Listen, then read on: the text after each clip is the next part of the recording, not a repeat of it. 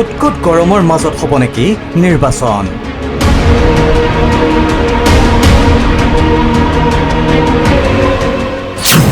গ্ৰীষ্ম প্ৰবাহৰ কবলত ভাৰত।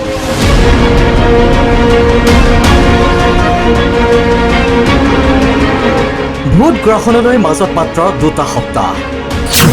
কোন জিকিব, কোন হাৰিব? তাতোতকৈ এতিয়া ডাঙৰ প্ৰশ্ন, প্ৰচণ্ড গৰমৰ মাজত এইবাৰ হ'ব নেকি ভোট যুদ্ধ? প্ৰতিবাৰে গৰমৰ দিনতে সাধাৰণ নিৰ্বাচন অনুষ্ঠিত হয়,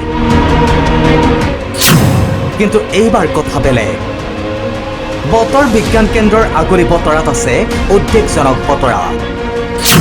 পূৰ্বতকৈ এইবাৰ উষ্ণতা হ'ব অত্যাধিক, হ'ব গড় হিচাপতকৈও অধিক।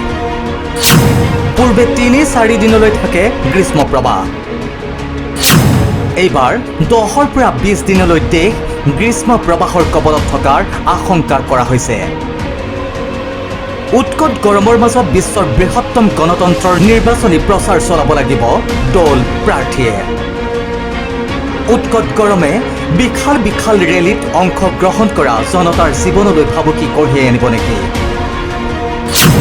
বতৰ বিজ্ঞান কেন্দ্ৰই আশংকা প্ৰকাশ কৰিছে যে প্ৰথম আৰু দ্বিতীয় পৰ্যায়ৰ ভোট গ্ৰীষ্ম প্ৰবাহৰ মাজতেই অনুষ্ঠিত হ'ব। প্ৰথম পৰ্যায়ৰ ভোট হ'ব 19 এপ্ৰিলত। 21খন ৰাজ্যক সামৰি ল'ব প্ৰথম পৰ্যায়ে। মধ্যপ্ৰদেশ, মহাৰাষ্ট্ৰ, ৰাজস্থান, পুডুচেৰী, ভোটাৰে 40 ডিগ্ৰী চেলছিয়াছৰ মাজত ভোট দিব লাগিব। উত্তৰ প্ৰদেশ, ঝাৰখণ্ড, ছত্তীশগড়ত আকৌ উষ্ণতা 40 ডিগ্ৰী অতিক্ৰম কৰাৰ আশংকা প্ৰকাশ কৰা হৈছে। অন্যহাতে দ্বিতীয় পৰ্যায় 26 এপ্ৰিলত। উত্তৰ আৰু মধ্য ভাৰত গ্ৰীষ্ম প্ৰবাহৰ কবলত থাকিব। এই আশংকাৰ কথা ইতিমধ্যে বতৰ বিজ্ঞান কেন্দ্ৰই নিৰ্বাচন আয়োগক অৱগত কৰিছে।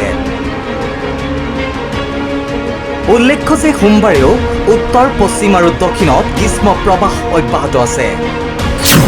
তেলেংগানাত পাৰাস্তম্ভ 41.5 ডিগ্ৰীলৈ উঠিছে।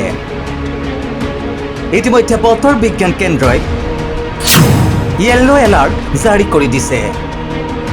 হায়দৰাবাদত পাৰাস্তম্ভ 41লৈ উঠিছে। ৰায়লসীমা, অন্ধ্ৰপ্ৰদেশ, উপকূলীয় অঞ্চল, মহাৰাষ্ট্ৰত এতিয়া গ্ৰীষ্ম প্ৰবাহৰ কবলত আছে। চিলিকন ভেলী খ্যাত বেংগালুৰুত 15 বছৰত সৰ্বাধিক উষ্ণতা। উৰিষ্যাত সতৰ্কতামূলক ব্যৱস্থা হিচাপে বন্ধ কৰি দিয়া হৈছে খেলা ধূলা। নেশ্যনেল ডেস্ক, প্ৰথম খবৰ।